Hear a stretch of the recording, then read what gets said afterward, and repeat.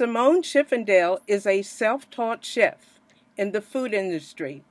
She has 17 years working in the food industry. She is an executive chef and founder of Zen Belly Catering. In 2007, she moved to San Francisco, California. Once in the Bay Area, she worked as a personal chef and later started Zen Belly Catering. Simone will release her new book titled The Zen Belly Cookbook in August 2014. The Zen Belly Cookbook bridges the gap between paleo template and gourmet cuisine. Simone will be sharing more about her book. Now, the reason why I decided to interview Simone is because we have something in common. We both had to eliminate gluten from our diets because of health reasons. Removing gluten from a diet can be very challenging. It's wonderful to know somebody like Simone in the food industry that understands the health benefits of eliminating gluten from their diet and knows how to prepare delicious, free gluten meals. Simone, welcome. It's an honor to have you to talk with us today. Thanks so much for having me. I'm thrilled to be here. Thank you. Now, the first thing I noticed in your book description was how many gourmet recipes were in your cookbook. Tell us a little about your cooking background. Well, I actually got my first job cooking when I was in college and I was 19. It was actually at a small, really sweet vegetarian eatery and market in Connecticut. And even though I didn't have a major selected at college, I knew that cooking wasn't going to be my career at the time anyway. That's what I thought. I had family in the food business and I knew how much work it was and how it basically took over your life. And even though I had such a passion for food, I just never saw myself pursuing that career because I always saw it as something that would wind up meaning that I was going to be working in a restaurant, and it just never seemed like the type of life that I really wanted. So my cooking background ranged from after I worked in that vegetarian market and eatery where I learned a lot. I learned how to make soup, and if you can make really great vegan soup, you're pretty much golden because that's one of the more difficult things to do, I think. Just learned a lot more about real food and, nourishing ourselves with good food, even though I don't eat vegetarian anymore, of course, being paleo. It was a really good foundation, I think.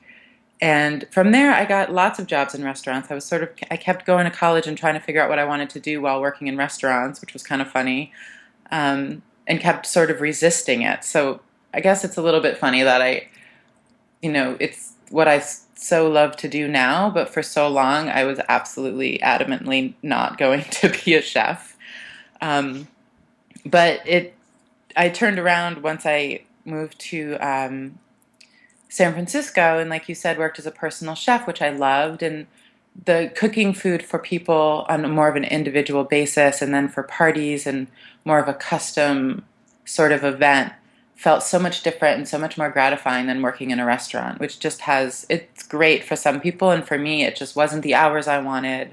It didn't have the creativity that I desired, and so the catering was really what brought out the real love for food for me. But until then, I worked in a taqueria in upstate New York. I worked in a really cute little bistro that was sort of upscale, casual, sort of fine dining, but not stuffy by any means. I learned a ton there. I learned about making sauces and stocks and really cooking from scratch, and a lot about balancing flavors. And self-taught, I always feel like is sort of a funny term because really I'm self-taught because I didn't go to culinary school, but really what that means is I learned from some really amazing people. So I feel really fortunate for that. Okay. Now, you said you were self-taught. How would you characterize your cooking style? I would say if I were to describe it in a few words, it would be refined rustic. I Okay. like things to be really approachable, but also not quite upscale in a, like I said, like in a stuffy kind of way, but really just approachable and delicious. And um, I really like things to be rustic, but still sort of beautiful on the plate, of course. Hmm. And I just use as many fresh ingredients as I can and really love the seasonal ingredients that I can get year round in California. It's just so incredible. And yeah, I really try to be inspired by what's available at the market and what's in season. And it's really so much, it takes so much of the work out of it when you're starting with incredible ingredients, when you're, using asparagus that just came to the market or berries that just came to the market in the spring. It makes my job, 1,000 times simpler than trying to make a decent ingredient amazing. If you're starting with an excellent ingredient, it's already almost done for you. Now, now I know it must be fantastic living in California and having access to all those fresh vegetables and fruits that are in season. Um, what was the easiest change to make, and what was the hardest change to make from going from a vegetarian diet to, say, for example, a gluten-free diet? Well, it wasn't necessarily vegetarian to gluten free. I ate vegetarian until I was about 27. And even then, most of the time I was a vegetarian, I sort of went back and forth between vegetarian and pescatarian. And honestly, the reason that I stopped being vegetarian was because I lived in upstate New York, which is also, even though the seasons are, of course, way more harsh than here in California, there was a ton of really great agriculture all around. And there was an amazing farmers market. It's the first real farmers market I'd ever been to, and it was just, it almost felt like a mile of amazing produce, and there were local ranchers there also. And so the reason I was a vegetarian was for ethical reasons. I had a hard time eating animals and being responsible for animals dying for me to eat them. Hmm.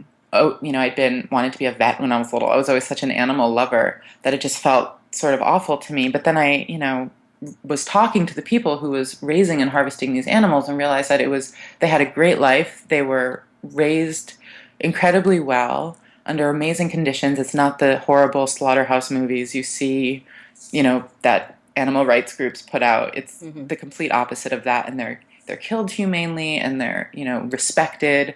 And that's what brought me away from vegetarianism, was that I always loved food, and meat was always part of that. And so being able to feel good about what I was eating is what spurred that change for me. But then I still ate pretty much whatever I wanted. Lots of gluten and lots of soy. I was in a relationship with someone who was allergic to dairy, so we had every dairy substitute was soy, and my health was just sort of awful. And it wasn't until I was in my early 30s, so that's 6 or so years ago, that I took an allergy test and realized I was gluten free. And that was a pretty tough transition, just because I really love eating, and I really love going to a restaurant and eating what the chef recommends and not worrying about, um, getting feeling horrible for 2 days after it. And so that's really been the toughest part, is not the cooking at home, but the going out to eat, and being able to go out and order anything on the menu and order what the chef is known for and order what the restaurant's known for and travel and eat what the region is known for, because that's, as a chef, that's one of our favorite things to do. So cooking at home has been a breeze, really. It's really just been, worrying about when I go out to eat is really the hardest thing, and asking all those questions. And I hate having to be that person. So I try to do it as respectfully as possible.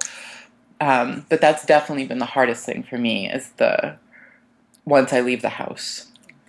Um, I notice also you use a lot of healthy vegetables and meats and fats, but few starches. Can you share with our readers why you cook the way you do?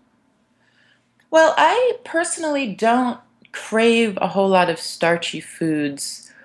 And in the paleo way of eating, I think there's a pretty good range in what works for people. And I like that it's more of a template than, a hard line diet that there's, a yes and a no, and that's it. I think, we know what foods are really great for us, really healthy fats and plants and animals and fermented foods and um, things like that. And then I think and of course vegetables. And I think with the starchy stuff, I think some people just need more of that. I'm not as active as a lot of people are. When I'm catering, I, work my tush off pretty much for 3 days straight, nonstop, lift lots of heavy stuff. I schlep things up millions of stairs and really get some good workouts in. But in honesty, in my day-to-day life, I'm not a huge fan of exercising, even though I know that's something I need to change. Hmm. So I do some yoga, I walk my dog, I, walk around my neighborhood, but I don't think I need as much starchy food as people who are more active. And I think it's really a matter of people figuring out what works for them. And also, to be completely honest, when I'm cooking at home, because of how much cooking I do for work, I'm a bit of a lazy cook. And I often just feel really great about being able to eat some delicious meat and some delicious vegetables and don't always feel all that inspired to make a sweet potato or other starchy foods. And I love making zucchini noodles instead of regular noodles or that type of thing. And I do eat starch. It's just not, I'd say it's more of a small percentage of what I eat. But Okay. I encourage people to figure out what works for them. Okay. That's good to know. Um, what do you hope your cookbook will accomplish for those who use it?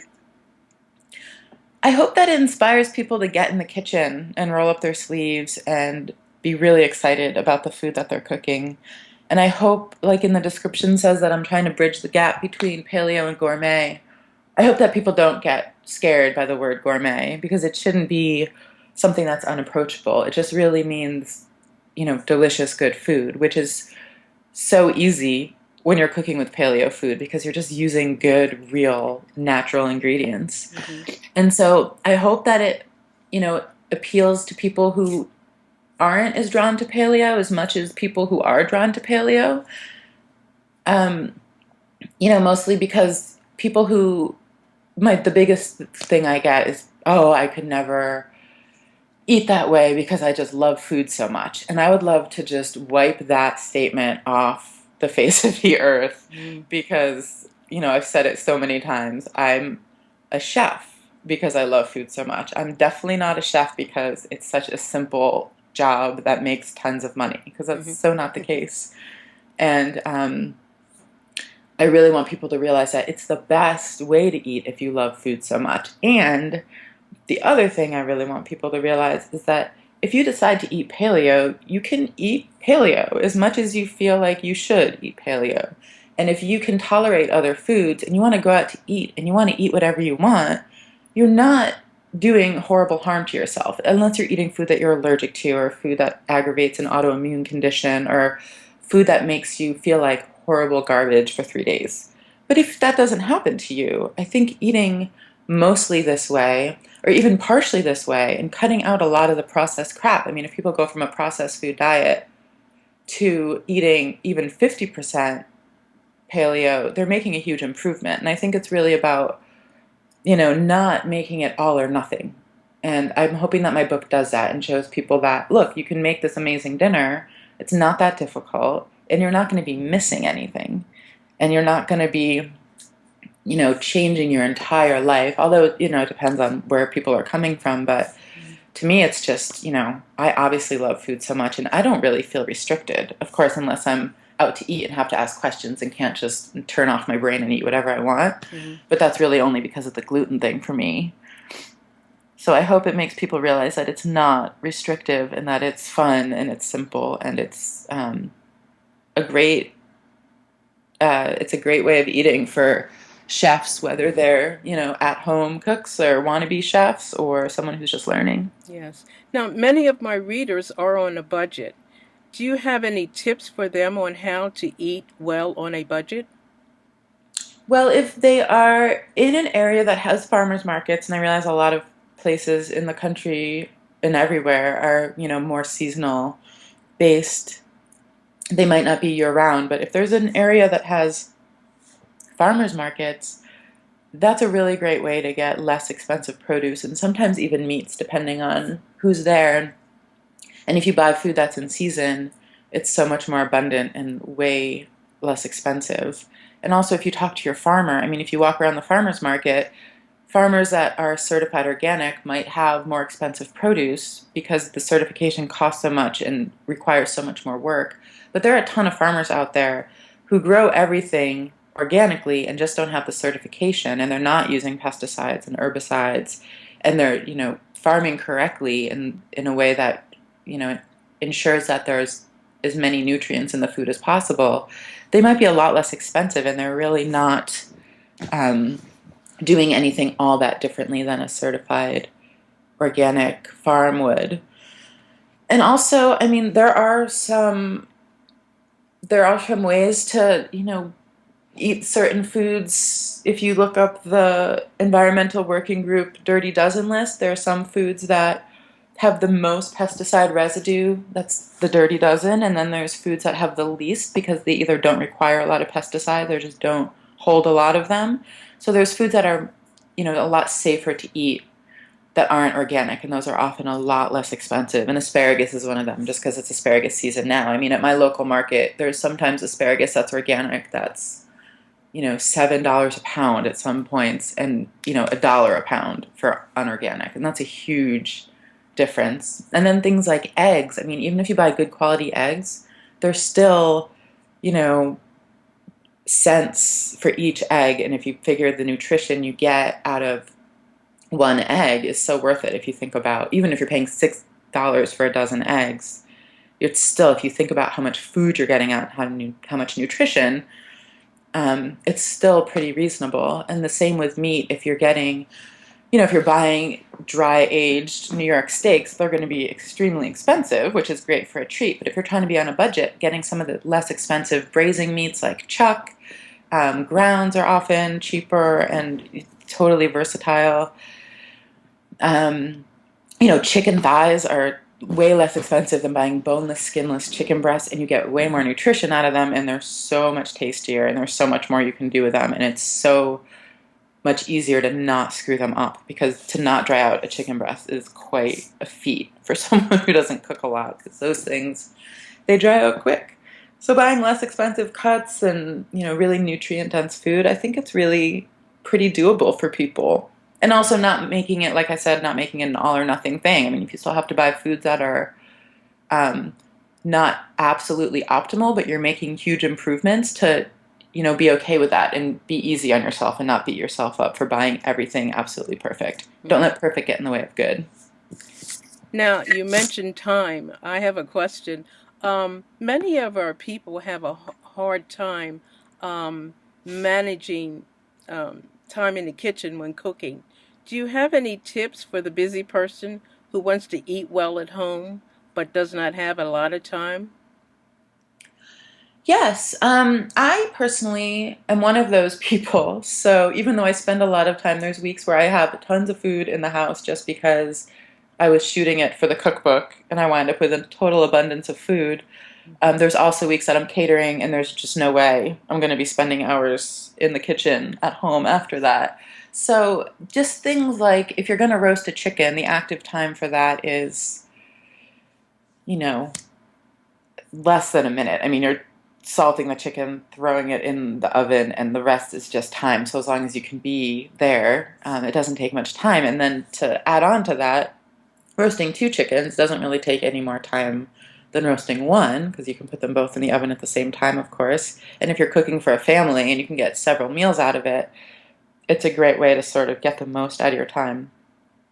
And then things, I know a lot of people who live by their slow cookers and they can throw a bunch of ingredients in before they head out for work for the day and come home to a really nutritious, wonderful meal that can also be several days worth. And with vegetables, I cook for two most of the time, and I almost never make just enough for that dinner, just because it's so much simpler to make, a whole tray of roasted veggies. It might take a little bit more time in prep, but if you figure the setup time and the cooking time, you're only having to do it once. Getting more than one meal out of each thing that you cook makes a huge difference in time, and making big pots of soup and stews and things like that. Okay, that sounds good. Now, that sounds exciting. Now, can you tell us when your new book will be released and where we can purchase a copy? Yes, it will be released on August 12th of this year. And at the moment, it's available for pre-order on Amazon and I believe barnesandnoble.com also. And I'm sure once it is actually released, we'll know more about which bookstores it's going to be sold in. Okay. Um, we're still working out the details on that, but we're hoping for quite a few bookstores and maybe kitchen supply shops as well. Okay, thank you. That's good information. Now all of our readers know where and when they can purchase your book. Okay, Yes. Simone, I just want to thank you for this interview. We learned so much valuable information about eating a healthy paleo, gluten-free diet, and it's just relaxing to know a chef in the food industry business that can teach us how to prepare gluten-free food. And I wish you a lot of success with your new book. Thank you so much. It was such a joy to be here. I really appreciate being on here with you.